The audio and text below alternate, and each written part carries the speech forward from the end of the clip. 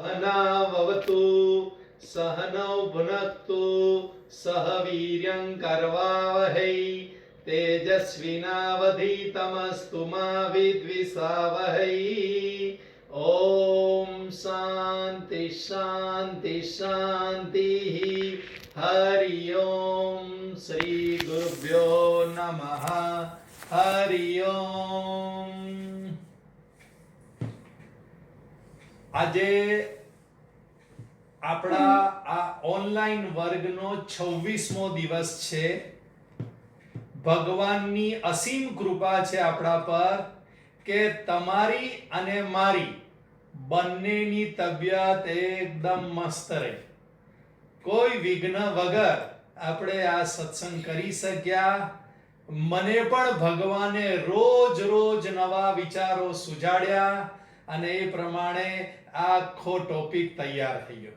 એટલે હું તો ભગવાનનો ખૂબ જ ઋણી છું કે ભગવાને મારા પર કૃપા કરી અને નવા ટોપિકના નામ પણ ભગવાન સુજાડે અને ટોપિકમાં શું બોલવાનું એ પણ ભગવાન સુજાડવા લાગ્યા અને તમને ગમવા પણ લાગ્યું। એની સાબિતી છે કે તમારામાંથી મોટા ભાગના લોકો એકદમ નિયમિત મારી સામે એકદમ તૈયાર થઈને બેસી ગયા છે। આજે ઘણા બધા લોકો એકદમ તૈયાર થઈને બેઠા છે અને એકદમ મસ્ત સ્માઈલ પણ છે બધાની ચહેરા પર। એટલે આશાબેન નિયમિત લખે છે એનો થોડોક પ્રભાવ તો પડ્યો યાર। 50% થી ઉપર તો હસતા રમતા ચહેરા આવી ગયા છે અને એકદમ ધ્યાનથી સાંભળે છે। આજનો વિષય છે હિંમત। હું બહુ નાનો હતો ત્યારે નિશાળમાં અમુક કોટેશનો સાંભળેલા હોય, એ હજી સુધી યાદ હોય। હિંમતે મર્દા તો મદદે ખુદા, આ બહુ નાનપણમાં સાંભળેલું કોટેશન હતું, પરંતુ કઈ સમજ ન પડે, આ બધા બોલે એટલે આપણે પણ બોલીએ। બહુ નાનપણમાં સાંભળેલી વાત કેવી મગજની અંદર દ્રઢ થઈ જતી હોય છે તે આ ટોપિક પરથી આપણને સમજાશે। ત્યારે કદાચ વાત ન સમજાતી હોય, મા બાપ પણ કહે કે કઈ વાંધો નહીં, પડી ગયો તો કઈ વાંધો નહીં, ફરીથી ઊભો થા, દોડવા લાગ। ઓછા માર્ક્સ આવ્યા હોય તો શું કે બીજી વાર મહેનત કરજે, સારા માર્ક મળશે, હિંમત હારીશ નહીં। વકૃત્વમાં નિષ્ફળ ગયા હોય તો કે જો બેટા, ભલે ઇનામ ન મળ્યું પરંતુ તને કેટલા બધા લોકોએ તાળી પાડી। આમ નાનપણમાં આપેલી માતા પિતા દ્વારા હિંમત આપણા જીવનને ટકાવી રાખે છે। ન જાણતા ન સમજતા આ વાતો આપણા મગજની અંદર દ્રઢ થઈ જાય છે। સફલ હોતા હૈ ઇન્સાન આફતે સહને કે બાદ। ઘણીવાર પડ્યા આવીશું, ફરાવ ઊભા થયા આવીશું, કોઈકને ને કોઈકે હિંમત આપી હોય, નાના હોય ત્યારે મા બાપે આપી, મોટા હોય ત્યારે મિત્રોએ આપી હોય, એના પછી પતિ પત્ની એકબીજાને આપેલી હોય, મા બાપ પતિ પત્ની પુત્ર એકબીજાને આપે। આવી રીતે આપણા જીવનને સફળ બનાવવામાં ઘણા બધાનો હાથ છે।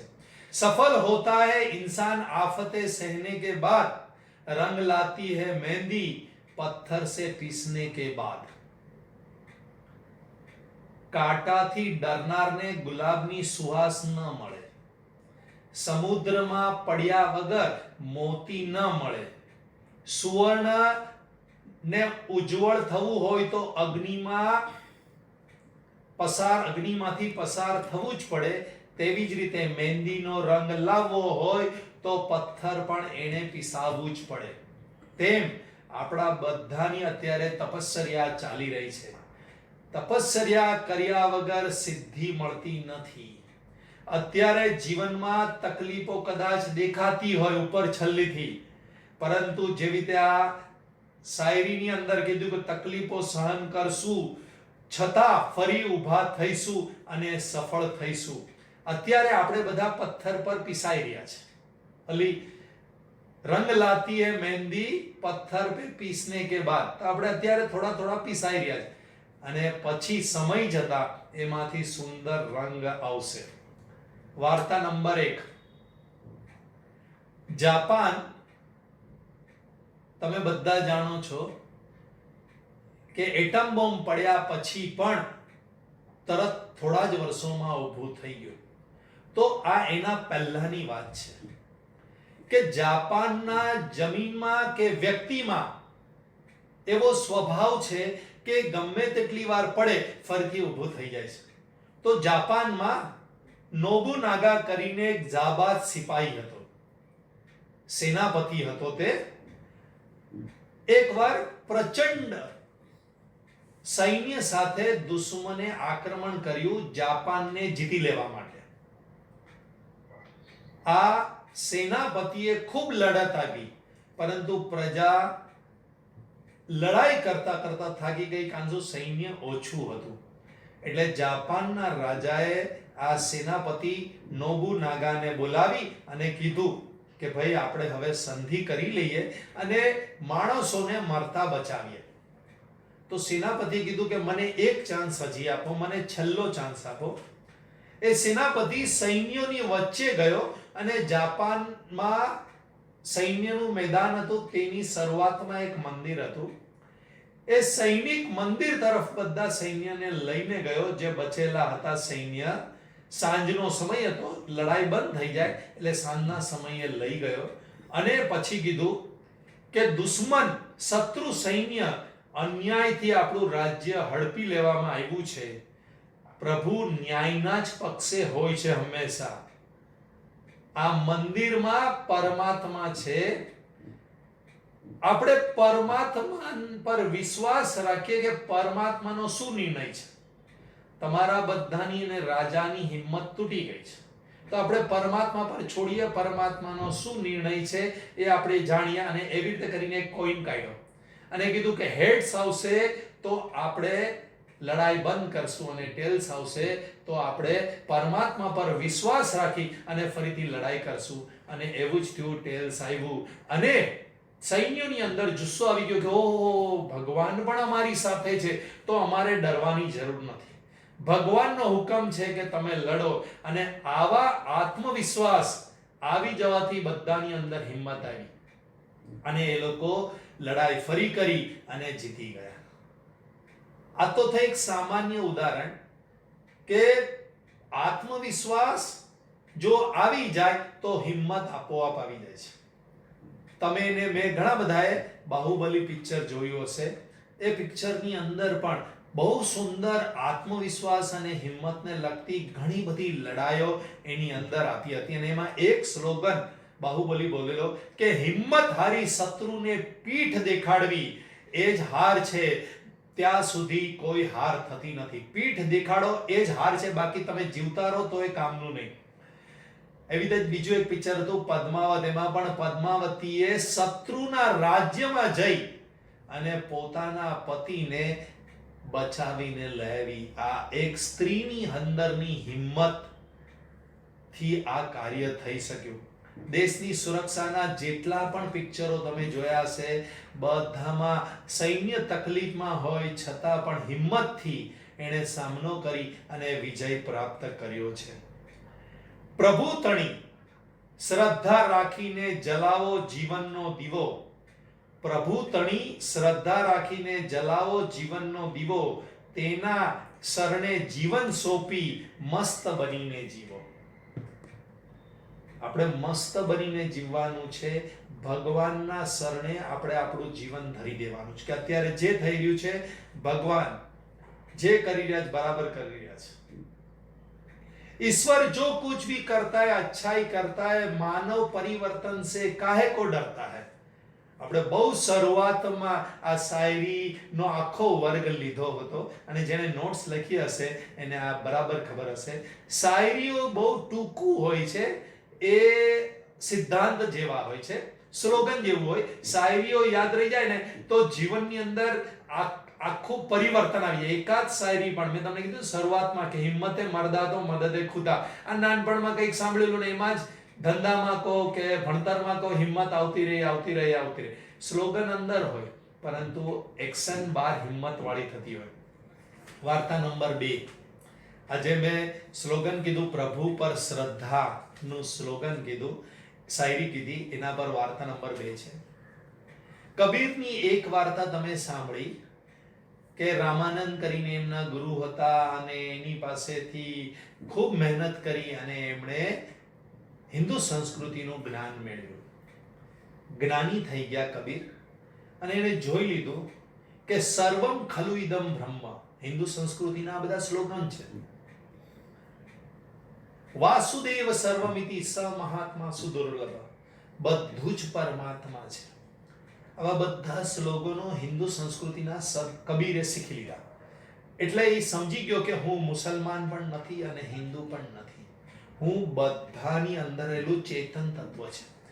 એટલે એ મુસલમાન હોવા છતાં મુસલમાનોને આ જ વેદાંત કે વેદોનો અભ્યાસ કરાવતો અને હિન્દુઓને તો પસંદ જ પડતો, એટલે હિન્દુઓ પણ એની સાથે જોડાઈ જતા. આમ હિન્દુ અને મુસલમાન એક સાથે બેસી અને એના પ્રવચનો સાંભળતા અને એનાથી એ લોકો જીવન પરિવર્તન કરતા. પરંતુ આ વાત ધર્મ ગુરુઓને ગમી નહીં, એમાં ખાસ મુસલમાનના મૌલવીઓને ગમી નહીં, કારણ એમની ભક્તિ ચાલી નહીં, એટલે કે એમની દુકાન ચાલતી નહોતી. બધા કોઈ પણ પૈસો કે કોઈ પણ જુલમ કર્યા વગર શાંતિથી જીવન જીવતા હતા. કબીરને ત્યાં જઈને તો એ મૌલવીઓને ગમ્યું નહીં. અને આજના જમાનામાં પણ આવું ઘણા બધા મૌલવીઓ કરી રહ્યા છે કે એમને શાંતિ ગમતી જ નથી.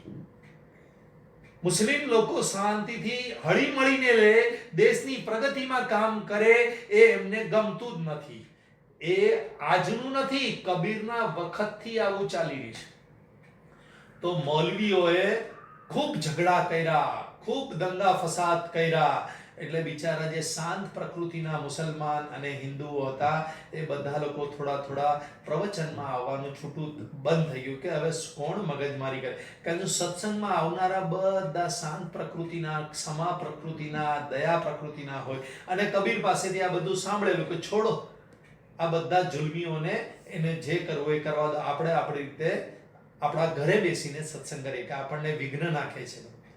તો આમ કરતા કબીરનો સત્સંગ ઓછો થઈ ગયો. તો કબીરને ખુશી થઈ ગઈ કે બોલો સારું થઈ ગયું, હું અને મારું સત તત્વ એટલે સત્ય પરમાત્મા અમે બંને એકલા થઈ ગયા. અને હવે આમ પણ બહુ બધા હોય તો સાધના કરવામાં વિઘ્નો આવે, હવે હું એકલો સાધના કરી શકીશ. કબીરે જે ઘરે બેસીને એકલા સાધના કરી એના વાઇબ્રેશન્સ આજુબાજુના હિન્દુ અને મુસલમાનને ત્યાં પહોંચવા લાગ્યા. જેવી રીતે અત્યારે હું તમને કહું, શોધખોળ ન થઈ હોય ને એટલે બધું હંબક લાગે. અત્યારે તમે ને હું પોતપોતાના ઘરે બેસીને હું સત્સંગ કરાવી રહ્યો ને તમે સત્સંગ સાંભળી રહ્યો, તોય આ મારા શબ્દોના વાઇબ્રેશન્સ તમારી સુધી પહોંચી રહ્યા, તમારા કાન સુધી શબ્દો પહોંચી રહ્યા. બરાબર છે કે નહીં? હા તો પડો, બરાબર છે. પરંતુ આ શોધખોળ થઈ ગઈ વિડિયો કોન્ફરન્સિંગની, એટલે આપણે માનવા લાગ્યા. તો એવું જરૂરી નથી. વિમાનની શોધ નહોતી થઈ ત્યાં સુધી પુષ્પક વિમાનને બધા હંબક માનતા હતા. શોધખોળ થઈ પછી બધા માનવા લાગ્યા. એવી જ રીતે આ બધી શોધખોળ ન થાય તો એ શાસ્ત્રમાં જે વાત કીધેલી છે એ 100% સત્ય હોય છે. એવી રીતે જ કબીરની જે અંદરની સાધના ઘરે બેસીને કરતો હતો એ હિન્દુ મુસલમાનની અંદર ઘરે ઘરે પહોંચવા લાગ્યા એના વાઇબ્રેશન્સ. એટલે બધા આ મૌલવીઓનો સાથ આપવાનું બંધ કર્યું, મસ્જિદોમાં જવાનું બંધ કર્યું. ઓલા લોકોએ મંદિરોમાં ખોટી અંધશ્રદ્ધાથી લૂંટતા હતા, પૈસાની લૂંટ ચલાવતા હતા, એ પણ જવાનું બંધ કર્યું. એટલે મૌલવીઓને થયું કે આમાં આપણું કંઈ કામ થયું નહીં. એટલે મૌલવીઓએ તે જમાનાના રાજા સિકંદર લોધી ને આ સંદેશો મોકલ્યો કે કબીર કરીને એક માણસ છે જે મુસલમાનોને ભડકાવી રહ્યા છે અને ધર્મ પરિવર્તન કરાવી રહ્યો છે, એ બધાને હિન્દુ બનાવી રહ્યો છે. સિકંદર લોધી પાસે એ લોકોએ કીધું કે આને ફાંસીએ ચડાવવો જોઈએ. જે આપણા ઇસ્લામ ખતરે મેં હે, આવી રીતે એણે બહુ જુસ્સો દેવડાવ્યો અને એણે કીધું કે આને ફાંસીએ ચડાવી દેવો જોઈએ. પરંતુ અમુક સારી વ્યક્તિત્વ હતા જેણે કબીર વિશે કાનમાં સાંભળેલું હતું કે માણસ સારો છે, સજ્જન છે. એ લોકોએ રાજાને અલગથી કીધું કે રાજા, તમે ફાંસી આપતા પહેલા એને એકવાર મળજો, મળીને પછી તમે તમારી રીતે ડિસાઈડ કરજો. એટલે સિકંદર લોધીએ કબીરને પત્ર લખ્યો અને સૈનિકો સાથે કીધું કે તને દિલ્હી બોલાવે છે અને રાજા ફાંસીએ ચડાવવા માંગે છે. કબીરને પત્ર મળ્યો ત્યારે વણકરનું કામ કરતો હતો. એણે વણકરનું કામ મૂક્યું બાજુ પર અને કીધું કે હવે દિલ્હી સે ઉપર સે બુલાવા આયા હૈ તો જાના હૈ. દિલ્હી સે ઉપર સે બુલાવા આયા હૈ, જાના હૈ. એમ કરીને સૈનિકની સાથે ખુશીથી ગયો. સૈનિકને એમ થયું કે આને જોર જબરજસ્તીથી લઈ જવા પડશે, પણ એવું કંઈ થયું નહીં. કબીર ગયો. જેવો રાજમહેલમાં પ્રવેશ કરે છે, કબીર જોર જોરથી હસ્યો. એટલે સિકંદર લોધીને થયું કે ભાઈ તું કેમ હસે છે? તને તો ફાંસી આપવાની છે અને તું હસી રહ્યો છે. તો કે હસી એટલા મેં રહ્યો છું કે તમે તો દિલ્હીના બાદશાહ છો અને તમારા રાજમહેલની અંદર હિન્દુ અને મુસલમાન બંને ભેગા મળી અને હારબંધ ઊભા છે, શાંતિથી ડિસિપ્લિનથી ઊભા છે. તો તમે સામાન્ય બાદશાહને ત્યાં પણ હિન્દુ મુસલમાન સંપીને રાજકારભાર કરી રહ્યા છે, તમારું માની રહ્યા છે. તો હું તો જગતના રાજાની બંદગી કરું છું અને ત્યાં તો હિન્દુ મુસલમાન એક સાથે મળીને સત્સંગ કરે અને ડિસિપ્લિનથી જીવન જીવે, એકબીજાને સહકાર આપીને, તો એમાં ક્યાં નવાયત છે?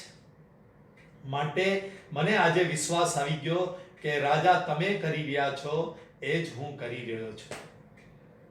રાજાને થયું કે વાત તો સાચી છે કબીરની, કે હું પણ મારા રાજ્યમાં, દરેક મુસલમાન રાજ્યમાં, જેવી રીતે અકબરના રાજ્યમાં બિરબલ હતો અને બીજા પણ હતા, એવી રીતે હિન્દુ અને મુસલમાન બધા સાથે મળીને જ રાજ્ય કરતા હતા. તો એ સમ્રાટને પણ લાગ્યું કે વાત તો સાચી છે, આમાં હું હિન્દુઓની સાથે પણ કામ લઉં, મુસલમાનની સાથે કામ લઉં. તો કબીર હિન્દુ અને મુસલમાનને સાથે રાખીને સત્સંગ કરે અને આ જગતના વ્યવહારને સારી રીતે ચલાવી શકાય એ માટે લોકોને ઉપદેશ આપે. તેમાં ખોટું શું છે? હું રાજ્યને સારી રીતે ચલાવી શકાય એટલા માટે ઉપદેશ આપું છું, એ જગતનો વ્યવહાર સારી રીતે ચાલે એટલા માટે ઉપદેશ આપે છે. જરાય ખોટું નથી કરતો. એ આવી રાજસિંહાસન પર આવી કબીરને નમસ્કાર કરે છે, ચરણે પડે છે અને માફી માંગે છે અને કબીરને છોડી દે છે. ખોટું કરતો ડર, નહીં તો થા નીડર. કબીર ખોટું કરતો નહોતો એટલે નીડર હતો. આપણે બધાએ પણ ખોટું કરતો ડર, નહીં તો થા નીડર. આપણા બધાની હિંમત તૂટે ક્યારે? 3 કારણથી હિંમત તૂટે છે. આપણે જીવનમાં ગમે ત્યારે પણ હિંમત હારી જઈએ ને તો એની પાછળ 3 કારણ હોય. ચેક કરજો હંમેશા. પહેલું કારણ હોય ભગવાન પર અને પોતાના પર વિશ્વાસ કે શ્રદ્ધા ડગી ગઈ હોય ત્યારે આપણે હિંમત હારી જઈએ. ભગવાન પર કાં તો વિશ્વાસ હોવો જોઈએ, કાં તો પોતાના પર આત્મવિશ્વાસ અથવા ઈશ વિશ્વાસ હોવો જોઈએ, તો હિંમત હારશું નહીં. બીજું, કંઈ ખોટું કર્યું હોય તો આપણે હિંમત હારી જઈએ, ડર લાગતો હોય. જીવનમાં કોઈ દિવસ ખોટું ન કરો તો નીડર જ રહેવાના, તો હિંમત ક્યાંથી હારવાના. અને ત્રીજું, આપણી વિષયોને અનુરૂપ તૈયારી ન હોય ત્યારે ડર લાગતો હોય. કોઈ પણ વિષય, જે પણ કામ કરતા હોય, જે પણ વ્યક્તિને મળતા હોય અને એ બાબત વિશે આપણને જ્ઞાન ન હોય, અધૂરું હોય, તો આપણને ડર લાગે. સ્ટેજ પર જઈને બોલવાનું હોય ને આપણી તૈયારી ન હોય તો ડરતા પગ થથરે. ઇન્ટરવ્યુમાં જવાનું હોય અને આપણે કંપની વિશે કંઈ જાણ્યું ન હોય કે આપણે કંઈ તૈયારી ન કરી હોય એટલે આપણે ડરીએ ઇન્ટરવ્યુ આપતા. આ રીતે જ આપણે ડરતા હોઈએ છીએ. હા બોલો. ઓકે, હરિઓમ. હા, પહેલું ભગવાન પર અને પોતાના પર વિશ્વાસ કે શ્રદ્ધા ન હોય ત્યારે હિંમત જાય. બીજું, કંઈક ખોટું કર્યું હોય ત્યારે આપણી હિંમત તૂટી જાય છે. અને ત્રીજું, જે પણ વિષયની તૈયારી ન હોય ત્યારે આપણી હિંમત તૂટી જાય છે. પછી નવી આવેલી વહુ ને રસોઈ આવડતી ન હોય ને રસોડામાં પહેલે દિવસે જવું પડે તો એ ડર લાગતો હોય સાસુનો. કેમ તો કે રસોઈની કોઈ તૈયારી નથી. એવી રીતે નવો ધંધો ચાલુ કર્યો હોય અને ધંધાનું જ્ઞાન ન હોય એટલે ડર લાગે. પ્રોડક્શન કરું કે નહીં, માલ આપું કે નહીં, કસ્ટમર વિશે જાણ્યું ન હોય તો ડર લાગે એને માલ આપતા. આ રીતે 3 જ કારણ તમે જોશો. માટે જીવનમાં હવે પછી ગમે ત્યારે પણ હિંમત હારો ને ત્યારે આપણે જોઈ લેવાનું આમાંનું 3 માંથી એક કારણ હશે. અત્યારે પહેલું કારણ છે, જે વ્યક્તિ આ લોકડાઉનમાં હિંમત હારી જાય છે એને પરમાત્મા પર વિશ્વાસ નથી, પોતાના પર વિશ્વાસ નથી. અરે 25-50 દિવસ જશે તો પણ હું યાર જ્યારે ધંધો ચાલુ કરીશ કે નોકરી ચાલુ કરીશ તો ડબલ સ્પીડે જઈશ, ભગવાન મને સાથ આપશે જ. આવી હિંમત વાળો અત્યારે નિશ્ચિંત થઈ અને કંઈક બીજી પ્રવૃત્તિમાં પોતાના મનને લગાડતો હોય.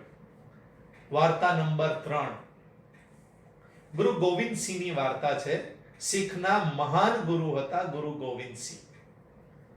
ગુરુ ગોવિંદસિંહ એક વખત પોતાના બધા શિષ્યગણની વચ્ચે બેઠા હતા અને ત્યારે એણે કીધું કે મારે ધર્મને બચાવવા માટે તમારા બધાના શિર જોઈએ છે, શિર, બલિદાન જોઈએ છે મને.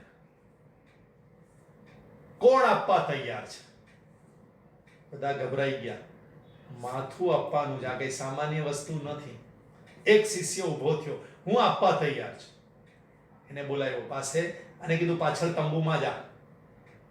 પાછળ તંબુમાં ગયો અને તલવારનો જોરથી અવાજ આવ્યો અને થોડી વારમાં લોહી તંબુમાંથી બહાર ઝરવા લાગ્યું.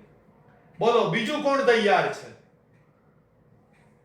બીજો એક શિષ્ય ઊભો થયો, બીજો પણ ગયો.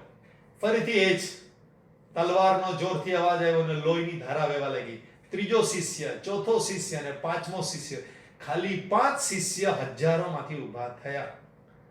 પછી તંબુમાં જઈ ગુરુ ગોવિંદસિંહે 5 શિષ્યોને બહાર લાવ્યા. તમારી હિંમતની પરીક્ષા હતી કે તમે લોહી જોઈ અને ડરી ગયા, તલવારનો અવાજ જોઈને ડરી ગયા હોત તો આ 5 શિષ્ય પણ મળત નહીં. ગુરુ ગોવિંદસિંહે આ 5 શિષ્યને સિંહની પદવી આપી.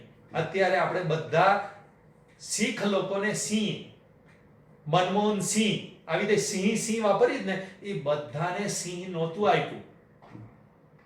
ખાલી 5 જ શિષ્યને સિંહ તરીકેની પદવી આપેલી, પરંતુ બાકી બધાએ પણ પરંપરાથી લગાવવાનું ચાલુ કર્યું. આ સિંહ જેવા મારા શિષ્ય છે અને આટલા જ શિષ્ય મારા કામના, બાકી હજારોમાંના કોઈ શિષ્ય મારા કામના નહીં. જ્યારે ધર્મનું સાંભળ્યા પછી ધર્મને બચાવવા માટે તૈયાર ન હોય એ માણસો શું કામના? એટલે ગુરુ ગોવિંદસિંહ એટલા મહાન હતા, એને પણ 5 જ શિષ્ય મળ્યા. શંકરાચાર્યજી એટલા મહાન હતા, એને પણ 4 જ શિષ્ય મળ્યા. લાખો લોકોના આખા ભારત દેશમાં વિહાર કરીને લાખો લોકોને પ્રવચન આપ્યું, પણ શિષ્ય કેટલા મળ્યા? 4 જ. એટલે ધર્મ માટે કામ કરનારા ખૂબ ઓછા હોય છે. આવા વીર ધર્મગુરુઓ, રાજાઓથી આપણા દેશનો ઇતિહાસ ચમકે છે. ગુરુ ગોવિંદસિંહ જેવા ધર્મગુરુઓ અને રાજાઓથી આપણા રાજા અને ધર્મગુરુઓની એક ખાસિયત હતી કે અન્યાયથી કોઈ દિવસ રાજ્યનો કે ધર્મનો વિસ્તાર કર્યો નથી. વાર્તા નંબર 4 ભગવાન અને પોતાના પર શ્રદ્ધાનું શ્રેષ્ઠ ઉદાહરણ છે વિક્રમાદિત્ય. વિક્રમ અને વેતાલની ઘણી બધી વાર્તાઓ સાંભળી હશે અને એક વાર્તાની અંદર વિક્રમ રાજાની હિંમતની દાત દેવી પડે એવું એમનું જીવન ચરિત્ર હતું. જ્યારે પણ સમય મળે તો આ વિક્રમાદિત્યની બધી જ વાર્તાઓ અથવા તો સિરિયલ ચોક્કસ જોજો તમે.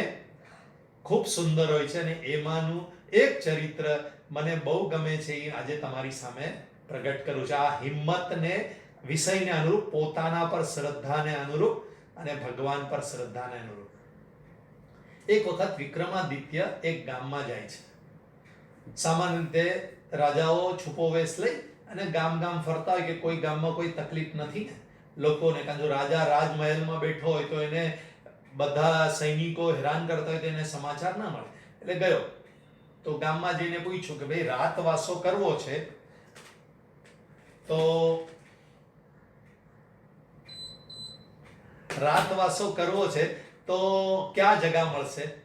એટલે એક જણે કીધું કે ભાઈ આ ખંડેર છે ત્યાં જાઓ તમે રાતવાસો જોશે. એમ ભિખારી જેવો દેખાતો એટલે કોઈ ઘરે નહીં સંગ્રહ્યો એટલે ત્યાં જઈને આરામ કર્યો. રાત પડવા આવી ત્યાં ઘડી એક રાક્ષસ આવ્યો, વેતાલ, અને એને કીધું તું કોણ છે? મારી પરવાનગી વગર અહીંયા કેમ રહે છે? આ મારું સ્થાન છે, અહીંયાથી નીકળી જા, નહીતર હું તને મારી નાખીશ. તો કે આવો આવો અતિથિ છો તમે, એવી રીતે કરીને જે કંઈ પણ ભોજન હતું એમના પગ ધોયા, ભોજન આપ્યું, ભોજન ખવડાવ્યું, કે બધી વાત બરાબર છે, પણ તમે મારા ઘરે આવ્યા છો, અતિથિ થયો. આજે તો હું અહીંયા રહું છું ને તમે બહારથી આવ્યા છો એટલે તમે અતિથિ છો. તો કે કંઈ પણ હોય તું નીકળી જા. તો કે એક કામ કરો, તમે મને મારી નાખવાની વાત કરો છો તો તમારા ગુરુ કે તમારા પિતા કે તમારા સરદાર કોણ છે, કે તમે કોને માનો છો? કે જો હું તો બ્રહ્માજીનો પુત્ર છું, હું બ્રહ્માજીને માનું છું. તો કે એક કામ કરો, બ્રહ્માજી પાસે જઈ અને એક દિવસ મારું જીવન વધારે આવો તો કાલે હું વયો જઈશ. અરે આ તો ચૂટકીનું કામ છે, આખી સૃષ્ટિનું સર્જન કરનાર બ્રહ્માજી છે, એક દિવસનું જીવન તારું વધારી જશે તો પણ તો કાલે વયો જશે. વેતાલ જાય છે બ્રહ્માજી પાસે, બ્રહ્માજીને કહે છે કે ભાઈ આવી રીતે વિક્રમ કરીને છે ત્યાં આવી રીતે મારે ત્યાં આવ્યો છે એક માણસ, એનું એક દિવસનું જીવન વધારે તો એક દિવસનું જીવન વધે નહીં, જા. એમ કરીને વેતાલ વયો ગયો. બીજે દિવસે રાતના આવ્યો, વિક્રમ રાજાએ જોયું, અરે વેતાલે જોયું કે વિક્રમ તો અહીંયા હજી છે, કેમ ગયો નથી તું? મેં હું તમારા મારો પ્રશ્નો તો એનો જવાબ લેવા માટે રોકાયો છું, પછી હું વયો જાઉં. વધી ગયું એક દિવસનું જીવન? તો કે ના, એ બધે વધે નહીં, જીવન કઈ વધે નહીં. અચ્છા ચલો એક કામ કરો, જીવન વધે નહીં તો જીવન ઘટાડી તો શકશો ને મારું? હા, એ વાત થઈ શકે, ઘટાડવું ઈઝી છે, કંઈક વધારો આપવું અઘરું છે, લઈ લેવું સહેલું છે. ગયો પાછો, પણ કાલે પાછો વયો જજે. હા, કઈ વાંધો નહીં. ગયા બ્રહ્માજી પાસે, એક દિવસનું જીવન ઘટાડી દો. એ કે વધે પણ નહીં ને ઘટે પણ નહીં. તો વેતાલ પૂછ્યું તમારા હાથમાં? એ બધું નિયતિના હાથમાં છે, જેનું જેટલું જીવન જેટલું પ્રારબ્ધ છે એટલું એને મળી ગયું છે, એમાં વધે પણ નહીં ને ઘટે પણ નહીં. આ બધો કર્મનો સિદ્ધાંત છે, એમાં તું દખલગીરી કર નહીં. વેતાલ ગયો. બીજે દિવસે રાતના, ત્રીજે દિવસે રાતના આવ્યો, અરે તું પાછો ગયો નથી? અરે પણ ઓલો પ્રશ્નનો જવાબ તો કે દિવસ ઘટે પણ નહીં, દિવસ વધે નહીં ને ઘટે નહીં. ભલા માણા, તારા બાપ બ્રહ્માજી પણ મારો એક દિવસ વધારી કે ઘટાડી નથી શકતા, તો તું કઈ ખેતની મૂલી છે કે તું મને મારી નાખવા આવ્યો? મારી જિંદગી જ્યાં સુધી છે ત્યાં સુધી તું મને હાથ નથી લગાડી શકવાનો. એમ કરીને વિક્રમાદિત્ય વેતાલ પર ચડી ગયો અને એને ગુલામ બનાવી દીધો.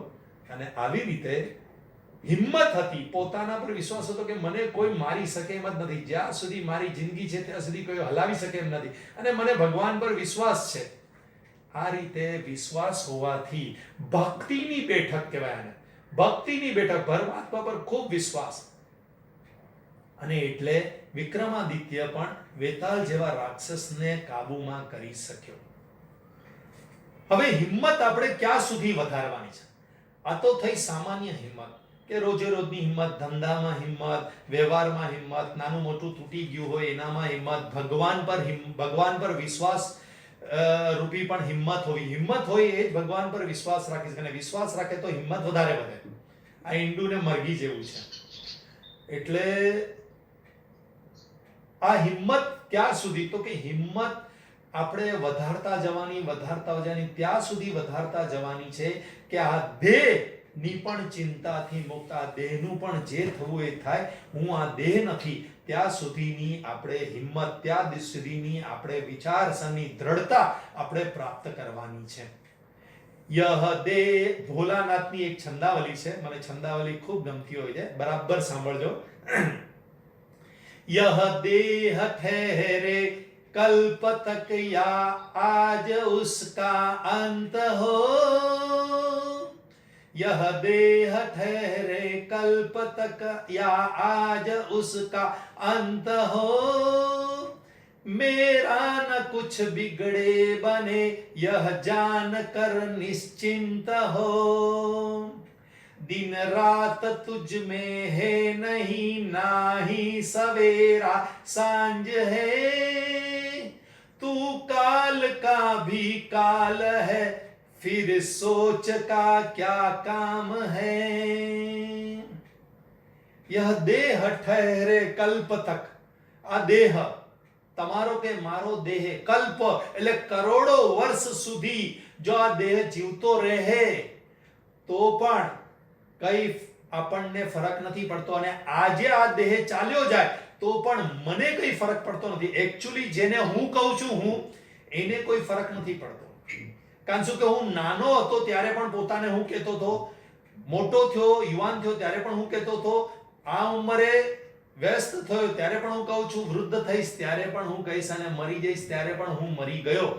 આ હુંને કોઈ ફરક નથી પડતો. यह देह ठहरे कल्प तक या आज उसका अंत हो, मेरा न कुछ बिगड़े बने, मारू कई बगड़તું નથી. यह जान कर निश्चिंत हो, निश्चिंत થઈ જાઓ, હિંમત વાળા થઈ જાઓ, નિશ્ચિંત થઈ જાઓ, મારું કઈ બગડતું નથી. મારી અંદર દિવસ રાત સાંજ સવેરા કઈ નથી. तू काल का भी काल है, હું તો કાળનો પણ કાળ આત્મતત્વ છું. આત્મતત્વએ જ કાળને બનાવ્યો છે. ફિર સોચ કા ક્યા કામ હે, પછી ચિંતાની શું જરૂર છે? હિંમત ન હોય ત્યારે ચિંતા થાય, ચિંતાની કોઈ જરૂરત નથી. આમ વેદાંત છંદાવલીના પ્રમાણે હિંમત આપણે આત્મજ્ઞાન સુધી રાખવાની, ત્યાં સુધી હિંમત રાખજો અને પ્રયત્ન કરતા રહેજો. છેલ્લે આપ સર્વ માટે એક સુંદર શાયરી મારા મનના ભાવ છે. माना कि आज दूर हो हमसे, माना कि आज दूर हो हमसे तो क्या हुआ, माना कि आज दूर हो हमसे तो क्या हुआ, दूरियों से कभी रिश्ते टूटा नहीं करते, दूरियों से कभी रिश्ते टूटा नहीं करते, विश्वास की मिट्टी पर खिलते हैं जो पौधे, विश्वास की मिट्टी पर खिलते हैं जो पौधे, वो वक्त की आंधियों से टूटा नहीं करते, वो वक्त की आंधियों से टूटा नहीं करते. અત્યારે આંધી ચાલી હોય તો ये रिश्ते, विश्वास के रिश्ते टूटा नहीं करते. ओम पूर्णमद पूर्णमिदं पूर्णात् पूर्णमुदच्यते पूर्णस्य पूर्णमादाय पूर्णमेवावशिष्यते. ओम शांति शांति शांति. हरि ओम. श्री गुरुभ्यो नमः. हरि ओम. સકુટુંબ બેસવા બદલ